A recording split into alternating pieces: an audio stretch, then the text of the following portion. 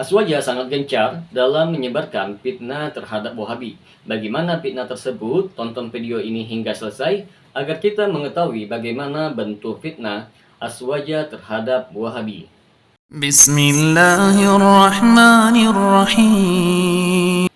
Assalamualaikum warahmatullahi wabarakatuh. Berjumpa lagi dengan saya Rio Meladi. Pada episode kali ini kita akan membahas berkenaan macam-macam fitnah Aswaja terhadap Wahabi. Aswaja mengatakan dalam sebuah buku yang berjudul Mengenal Salafi dari Dua Sisi bahwa Wahabi telah merubah rumah Abdul Muthalib menjadi WC. Rumah Abu Thalib menjadi kandang keledai. Kuburan Ma'la diratakan dengan tanah, termasuk kuburan Khadijah dan Abdullah bin Zubair. Mereka juga menuduh bahwa Wahabi menganggap tawasul itu hukumnya adalah musyrik dan tahlil itu adalah bid'ah. Membangun kubah di atas makam hukumnya adalah haram. Syafaat selain Nabi Muhammad tidak ada, dan memohon hukumnya kepada makhluk adalah musyrik. Membaca manakib Syekh Abdul Qadir Jailani dihukumi sebagai bid'ah. Selamatan orang mati dihukumi sebagai bid'ah.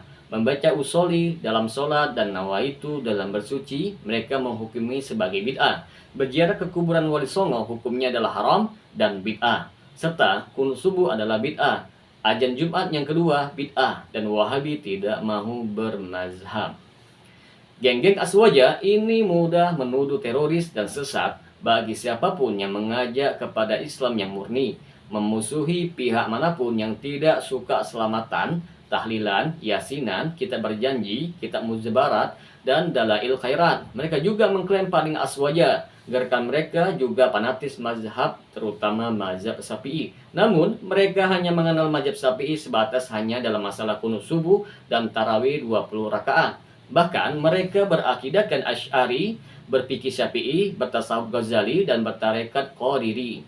Teman-teman sekalian, mereka yang memusuhi Syekh Muhammad bin Abdul Wahab bertujuan untuk merusak citra dakwah dengan menebarkan kedustaan, menyebarkan propaganda palsu, sehingga mereka yang tidak tahu menahu tentang Syekh Muhammad bin Abdul Wahab dan dakwanya pasti terpedaya.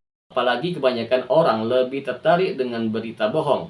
Maka orang-orang hasut, pendengki, tertipu dan silau harta dan dengan popularitas melepaskan anak panah secara selempak, secara membabi buta, hingga lupa bahwa Syekh Muhammad bin Abdul Wahab adalah seorang muslim yang punya hak untuk dijaga kehormatan dan harga dirinya.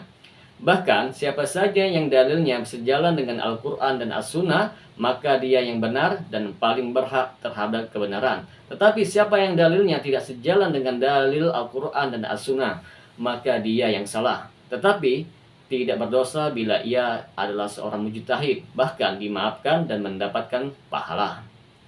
Memang sangat wajar teman-teman sekalian, kebanyakan kelompok yang menyerang Syekh Muhammad bin Abdul Wahab tidak pernah membaca satupun dari kitab-kitab beliau, baik dari kitab tauhid, akidah, fikih, tafsir, dan sirah Nabi. Bahkan mereka tidak pernah mencoba untuk mengadakan analisa terhadap pendapat dan gagasan Syekh Muhammad bin Abdul Wahab, tetapi hanya dorongan maslahat duniawi atau hawa nafsu, sehingga langkah instan untuk mendapatkan keuntungan dunia dan popularitas dengan menggulirkan isu Wahabi yang sudah tertanam di benak-benak orang awam yang serba jelek, sesat, dan negatif. Semoga bermanfaat apa yang saya sampaikan. Assalamualaikum warahmatullahi wabarakatuh.